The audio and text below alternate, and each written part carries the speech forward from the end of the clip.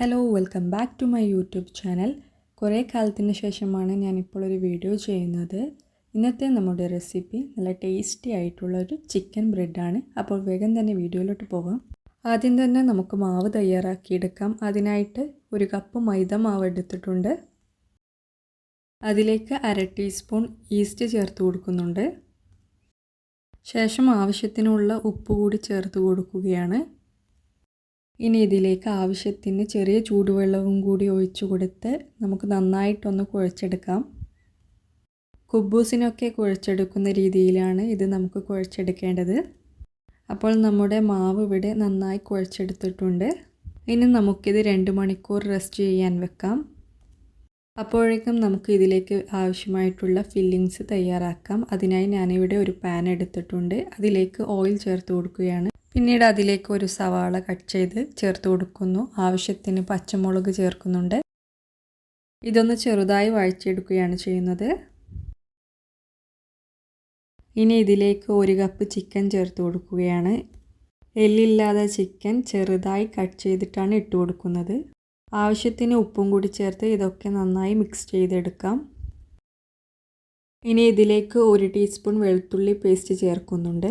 ഒരു ചെറിയ കഷ്ണം ക്യാരറ്റ് കൂടി ഇട്ട് കൊടുക്കുന്നുണ്ട്. നമുക്ക് ഇഷ്ടമുള്ള വെജിറ്റബിൾസൊക്കെ ചേർത്ത് കൊടുക്കാം.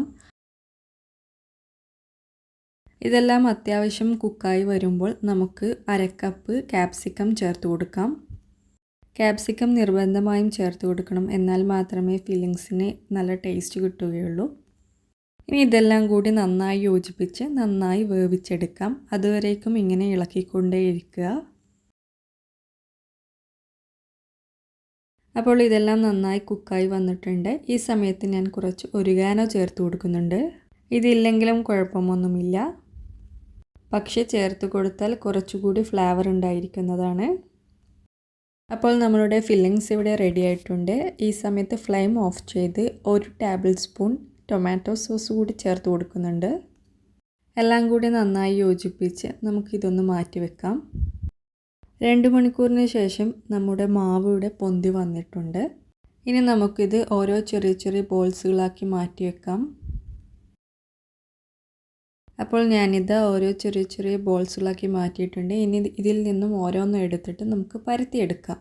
അപ്പോൾ ഞാനിത് റൗണ്ട് ഷേപ്പിൽ ഇങ്ങനെ പരത്തിയെടുത്തിട്ടുണ്ട്. ഈ ഒരു കട്ടിയിലായിരിക്കണം പരത്തിയെടുക്കേണ്ടത്. ഇനി ഇതിൻ്റെ സെൻറ്ററിലായിട്ട് നമുക്കിതിൻ്റെ ഫില്ലിങ്സ് വെച്ച് കൊടുക്കാം. ഫില്ലിങ്സ് കുറച്ച് അധികം തന്നെ വെച്ച് കൊടുക്കാം. ശേഷം അതിലേക്ക് കുറച്ച് മൊസറല്ല ചീസ് കൂടി വെച്ച് കൊടുക്കുന്നുണ്ട്. ഇനി നമുക്കിത് റോൾ ചെയ്തെടുക്കാം. ഞാനിപ്പോൾ ചെയ്യുന്ന മാതിരി തന്നെ ചെയ്താൽ മതിയാകും. ഇനി അതിൻ്റെ എഡ്ജ് ഭാഗമൊക്കെ നന്നായി ഒട്ടിച്ചു കൊടുക്കാം. അപ്പോൾ ഒന്ന് റെഡി ആയിട്ടുണ്ട്. ഇനി ബാക്കിയുള്ളതെല്ലാം ഇതുപോലെ തന്നെ ചെയ്തെടുക്കാം. ഇനി ഞാനിതാ ഇതുപോലുള്ളൊരു പാൻ അടുപ്പിൽ വെച്ചിട്ടുണ്ട്. ശേഷം അതിലേക്ക് ഓയിൽ ഗ്രീസ് ചെയ്ത് കൊടുക്കുക. എന്നിട്ട് അതിലേക്ക് ഓരോന്നായിട്ട് ഇട്ട് കൊടുക്കാം. ഇനി ഇതിൻ്റെ എല്ലാ ഭാഗങ്ങളും കുക്കാവുന്ന രീതിയിൽ അപ്പുറം ഇപ്പുറമൊക്കെ ആയിട്ട് മറിച്ചിട്ട് കൊടുക്കാം. ലോ ടു മീഡിയം ഫ്ലെയിമിലിട്ടിട്ട് വേണം നമ്മളിത് കുക്ക് ചെയ്തെടുക്കുവാൻ വേണ്ടിയിട്ട്. അപ്പോൾ നമ്മളിത് കുക്ക് ചെയ്യുന്ന സമയത്ത് നല്ല പരന്ന പാത്രത്തിൽ തന്നെ കുക്ക് ചെയ്തെടുക്കുക. എന്നാൽ മാത്രമേ നമുക്ക് എല്ലാ സൈഡ് ഭാഗങ്ങളും ഒരുപോലെ മറിച്ചിട്ട് കുക്ക് ചെയ്യാൻ പറ്റുകയുള്ളൂ. ഈ 4 വശവും കുക്കായതിന് ശേഷം ഇതുപോലെ നിർത്തി വെച്ചിട്ട് ബാക്കി 2 സൈഡ് കൂടി കുക്ക് ചെയ്തെടുക്കാം.